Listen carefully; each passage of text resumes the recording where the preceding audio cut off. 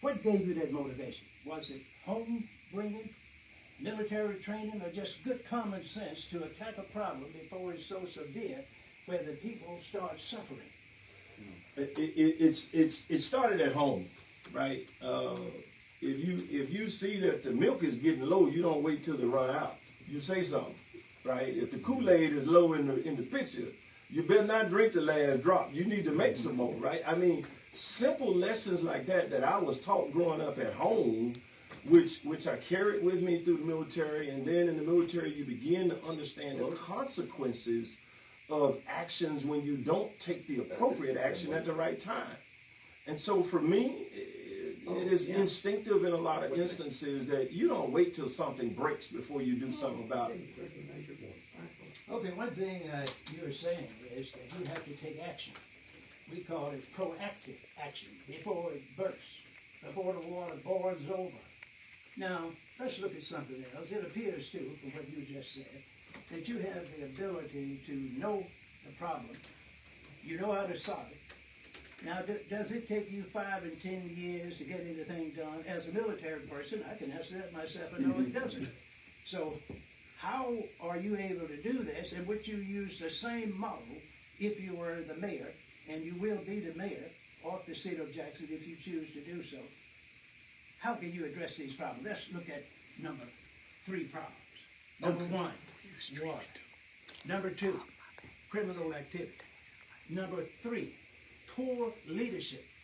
Address those 3 areas and tell the listeners and the viewers how you will correct those problems in my famous period, 30, 60, 90 days, to the point where there will be no major considerations other than this new mayor is getting things done in Jackson, Mississippi, and he's not blaming anyone but himself. And he's saying we're going to work together as a team and get it done. Address those matters. Okay, and so let me make sure I heard you correctly, right?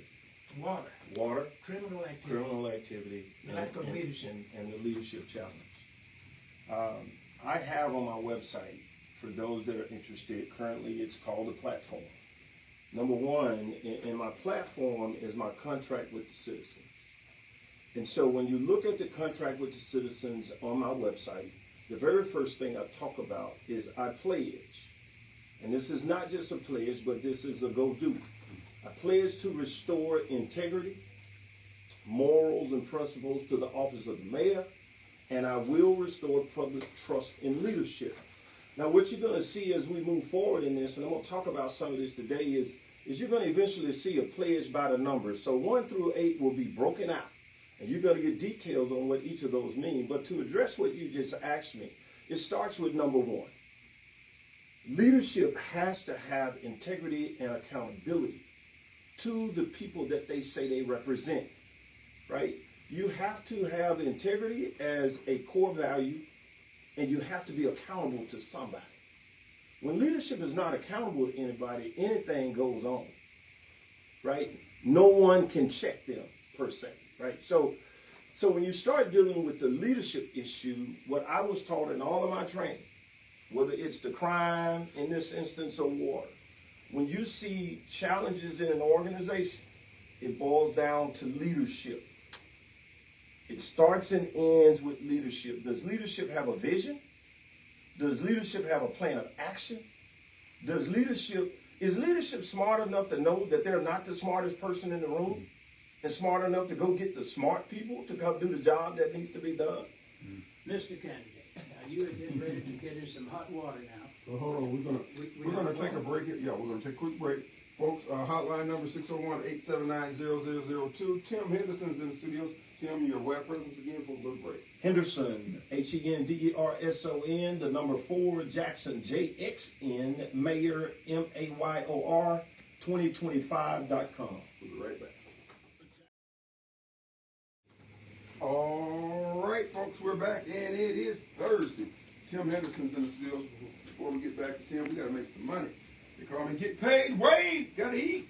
Folks, I want to tell you about Smith Marine. Smith Marine Sales in Ridgeland. Folks, when it comes to watercraft, having a good time on the water, that's where you want to stop at. SmithMarineSales.com is the web presence. If you're looking for a bass boat, fishing boat, pontoon, everything you need, the floats, ski-doos, the whole 9 yards.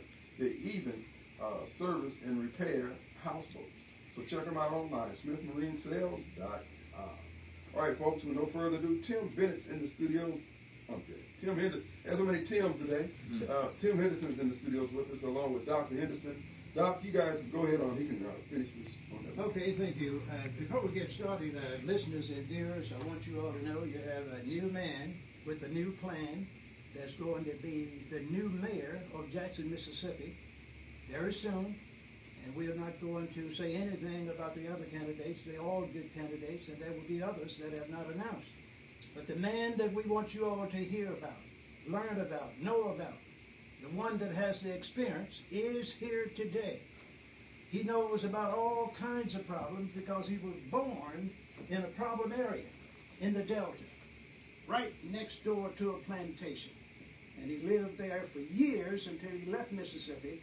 After he joined the military, he traveled all over the world. So, Mr. Henderson, you continue and address those issues, leadership, criminal activity, and the ability that we need to solve problems in various areas. So specifically, Dr. Henderson, thank you again. Let's deal with how do we solve those problems, right? I've talked about leadership before we went to break. We all know that there are issues with criminal activity in the city. We all know that there are issues with water. But before I get to those, let's talk about what I believe the core issue is that we really have to get at and nobody talks about. Let's do it. My years of leadership have taught me in order to be successful, you need people that are motivated, qualified, and capable to carry out the job you need done. And so rarely do we talk about the employees of the city of Jackson, and I have had the opportunity to talk to them. There are some great folks working for the city. There are some motivated folks that are out there every day, day in and day out, trying to get the job done the best they know how. And as the leader, it is my responsibility to make sure that those folks have the training that they need to be capable of being successful at their job. Make sure that they have the resources. If you can solve the people problem in the organization, you're going to be able to solve a lot of the other issues that are going on in the city just through solving the fact that you need the right people in the right job at the city, right? So let's start with that as one of the core issues. Now let's speak specifically to the water. I look forward to speaking with Mr. Henderson. Right? He has the federal mandate to do certain things with the water now. But we all know he doesn't have the money that is needed to completely fix the water challenges, water, sewer in the city of Jackson. And it is my understanding, now I could be mistaken, it is my understanding that he doesn't have any money for wastewater, right? Stormwater, right? So there has to be a conversation with him that understands what he is capable of doing, what monies are there. There needs to be an overall recapitalization plan that says, here's what's capable, here's what we can do with what's there, here's what the city needs to go do going forward. And that should be a 20-year plan. We should not get into this situation. And now we go budget. And we figure out what that budget looks like to be able to handle those water and sewer and stormwater issues going forward, right? Now, can we do that with the revenue we got coming into the city? No, sir. We're going to have to work with state and federal officials. And part of my pledge, I think it's number 6, where I talk about the ability to work with local municipalities and the state officials as well as federal to garner the resources that the city needs, right? So that's the water. When it comes to criminal activity, I think it's important for people to know I have a team already, a law enforcement advisory council. Some folks I've been talking to for months. I have a personal friend that is currently a chief in another city. He's not moving to Jackson, so I don't want people getting excited. But he has been a personal advisor. We have had numerous conversations, and this team of retired and active law enforcement professionals are looking at the challenges that we have in the city and coming up with common sense solutions. And where we need to, as I said at the press conference, this thing is twofold in my mind. we've got to reinvest in our young people. We do. We've lost the button somewhere on making sure young people are exposed to positive things in their community, right? So we've got to look at how to bring these nonprofits together that say that they're working with youth. I envision a nonprofit conglomerate. I'll drop that on the table right now, where we're going to bring nonprofits into the city, those that are there, those that want to be a part of what we're doing in the city, and we're gonna section them out. Those that are working with youth, those that are working with elderly, those that are working with homeless. I mean, there's a lot that needs to be done in this city, and we need everybody at the table. Wait a minute. We want to wait a minute, folks. Listen, this man is talking about something that is not done in most cities in America. You're going to get the people that know where the problems are, that already have goals and objectives, mission statements saying, here are the problems, this is where we want to solve them.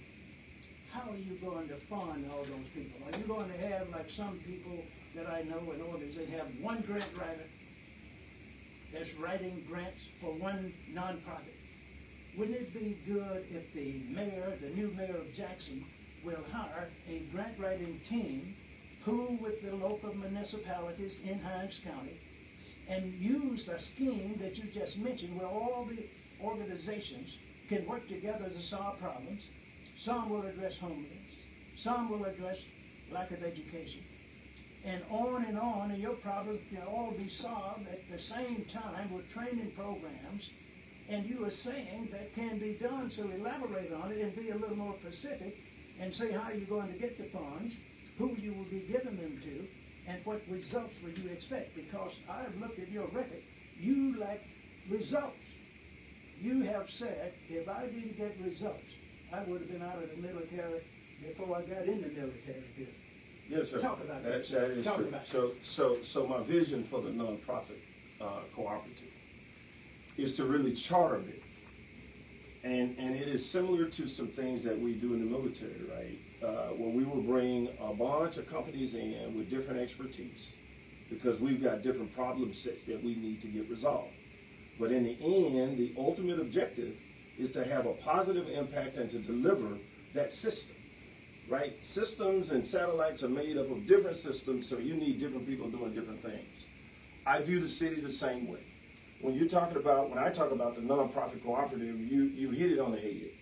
So I am, and I'm, let me just put it out there, right? We're talking. Mm-hmm.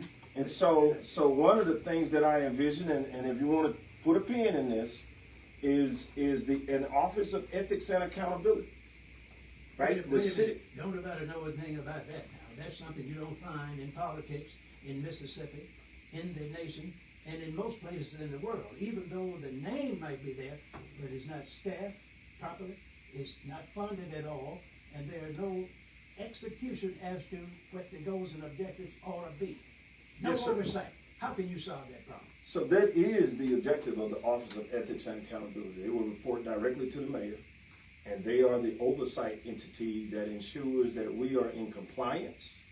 If there's a complaint, there's a complaint process that's put in place. So when folks have issues or challenges or ethical issues where they may see an employee of the city, parked somewhere under a tree for 8 hours instead of working, there'll be a way for them to call in and say, hey, I'm not getting my taxpayers' dollars worth. Mm-hmm. And so that office is also going to have the auditor. The city auditor, the internal audit capability, the team of auditors to make sure that we are aligned the way we need to be.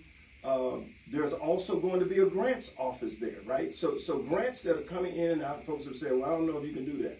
Well, we'll see, right? Because I need one entity that is overseeing grants. Any state earmarks that come in, I want people to know that they can trust that the money that they send, we're doing what we said we were going to do with it, and there's accountability for those funds, right? In my pledge, I talk about being physically responsible and transparent with taxpayers' dollars. Okay. A citizen should be able to pick up the phone or put in a request online and say, hey, this is where we are.